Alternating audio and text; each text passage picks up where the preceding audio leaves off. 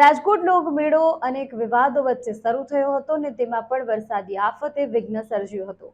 ત્યારે રાજકોટ લોકમેળો પૂરો થઈ ગયો છે। મેળો પૂરો થયો છે અને 3 દિવસ પણ થઈ ગયા છે, છતાં પણ રમકડા અને પાથરડાવાળાઓ વચ્ચે જગ્યા રાખવા માટે વિવાદ સર્જાયો છે।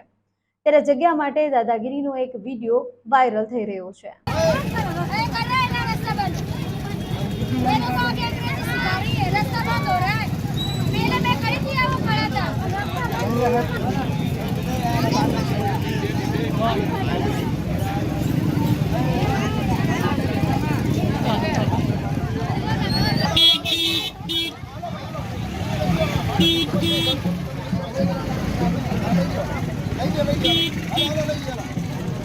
हेलो